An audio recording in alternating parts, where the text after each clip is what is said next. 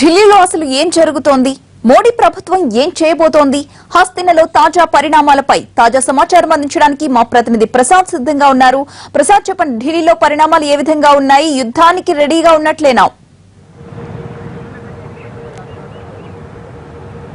యుద్ధానికి రెడీగా ఉన్నట్లేనా అంటే ఖచ్చితంగా చెప్పడానికి ఆస్కారం లేదు. ఎందుకంటే అయితే ఇదే సమయంలో భారత ప్రభుత్వం మాత్రం అన్ని రకాల సన్నాహక చర్యలు మాత్రం చేపడుతుంది. ఆ మేరకు ఈరోజు 11:30 గంటలకు హోంమంత్రి రాజ్నాథ్ సింగ్ సరిహద్దు భద్రతా సంబంధించి సమీక్షా సమావేశాన్ని నిర్వహిస్తున్నారు. ఈ సమావేశంలో సరిహద్దు భద్రతా దళాల తరలింపు, అదేవిధంగా అక్కడ తీసుకున్నటువంటి చర్యలు, వీటన్నింటినీ కూడా హోంమంత్రి సమీక్షిస్తారు. ఆ తర్వాత 12 గంటలకు బహుశా ప్రధానమంత్రి నేతృత్వంలో మరొకసారి రక్షణ వ్యవహారాలపై ఏర్పాటు చేసినటువంటి కేంద్ర కేబినెట్ కమిటీ మరొకసారి సమావేశం అయ్యేందుకు అవకాశం ఉన్నట్టుగా వార్తలు వస్తున్నాయి. ఈ సమావేశంలో ఇంతవరకు ఈ యుద్ధాక సన్నాహక చర్యలలో భాగంగా ఎలాంటి చర్యలు తీసుకున్నారు, దానికి ఇంకా తీసుకోవాల్సిన చర్యలు ఏంటి, బ్యాకప్ సపోర్ట్ ఏ రకంగా ఉండాలి, వీటన్నిటిపై ప్రధానమంత్రి సమీక్షించే అవకాశం ఉన్నట్టుగా తెలుస్తుంది. మొత్తానికి పాక్ ఆక్రమిత కాశ్మీర్లో ఉన్నటువంటి తీవ్రవాద స్థావరాలపై భారత సైన్యం ఏకధాటిగా అనుకోకుండా చాలా విస్మయం చెందేలా దాడి చేసి తీవ్రవాదులను తుదముట్టించింది. ఈ నేపథ్యంలో పాకిస్తాను అలాంటిదేమీ జరగలేదని బుకాయిస్తున్నప్పటికీ, ప్రజలను మభ్యపెడుతున్నప్పటికీ, పాకిస్తాన్ ప్రజలను ఇదే సమయంలో ఎట్టి పరిస్థితుల్లోనైనా దొంగ దెబ్బ తీసే అవకాశం ఉంది అన్న అంశాన్ని దృష్టిలో పెట్టుకొని భారత ప్రభుత్వం, భారత సైన్యం అందుకు సంసిద్ధంగా సన్నాహాలు చేసుకుంటుంది. అందులో భాగంగానే సరిహద్దు రాష్ట్రాల్లో ఉన్నటువంటి ఆ ప్రాంతాల్లో ఉన్నటువంటి ప్రజలందరినీ కూడా అక్కడి నుంచి తరలించే కార్యక్రమం ప్రారంభమైంది. వాఘా బార్డర్ నుంచి 10 కిలోమీటర్ల దూరంలో ఉన్నటువంటి పఠాన్కోట్ లాంటి జిల్లాల్లో, ఆ ప్రాంతాల్లో ఉన్నటువంటి దాదాపు 1000 గ్రామాల్లో ఉన్నటువంటి 2 లక్షల పైగా జనాభాలను అక్కడి నుంచి తరలించేందుకు ప్రయత్నాలు చేస్తుంది. ఇప్పటికే అక్కడ ఉన్నటువంటి పోలీసు బలగాలన్నింటి కూడా ఆయా గ్రామాలకు వెళ్ళి వెంటనే ఇక్కడి నుంచి తరలిపోవాలని చెప్పి వాళ్ళందరికీ కూడా సూచించడం జరిగింది. కొంతమంది ఇప్పటికే అక్కడి నుంచి తమ బంధువులు ఇళ్ళకెళ్లారు.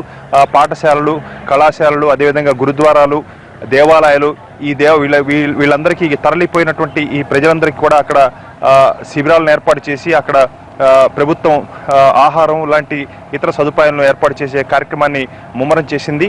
అదేవిధంగా జమ్మూ సరిహద్దు తీరం నుంచి కూడా చాలా మంది కూడా అక్కడి నుంచి తరలించే కార్యక్రమం కూడా ప్రారంభమైంది.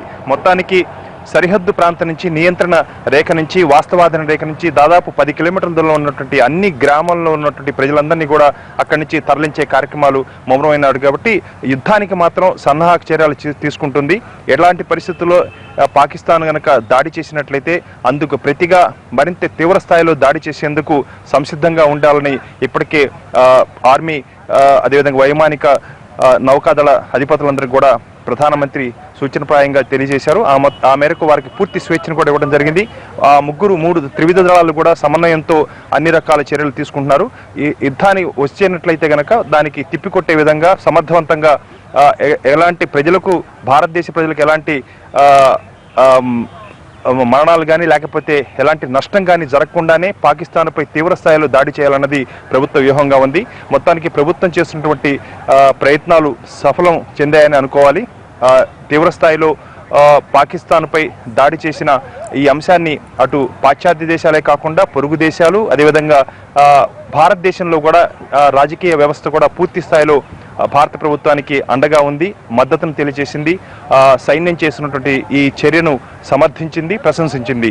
ఈ నేపథ్యంలో భారత ప్రభుత్వం నిన్న విదేశీ వ్యవహారాల శాఖ కార్యదర్శి పాశ్చాత్య దేశాలకు చెందిన దాదాపు 22 దేశాలకు చెందినటువంటి రాయబారులకు స్వయంగా వెళ్లి జరిగిన పరిణామాలను, భారత సైన్యం చేసిన దాడిని వివరించడమే కాకుండా వారందరి మద్దతును కూడా తీసుకోవడం జరిగింది. ఇలాంటి అన్ని అంశాలను కూడా ఈరోజు 12 గంటలకు ప్రధానమంత్రి నేతృత్వంలో జరిగే ఈ CCS సమావేశంలో వివిధ దేశాల నుంచి వస్తున్నటువంటి మద్దతును సమీక్షించడంతో పాటు సన్నాహక చర్యలు ఏ రకంగా ఉన్నాయి, ఈ భద్రతా దళాల యొక్క తరలింపు ఏ రకంగా ఉంది, అందుకు బ్యాకప్ సపోర్ట్ ఎలా ఉండాలి అన్న అన్ని అంశాలను కూడా పూర్తి స్థాయిలో సమీక్షించి ఆ మేరకు నిర్ణయాలు తీసుకునే అవకాశం ఉన్నట్టుగా తెలుస్తుంది. Right, thank you.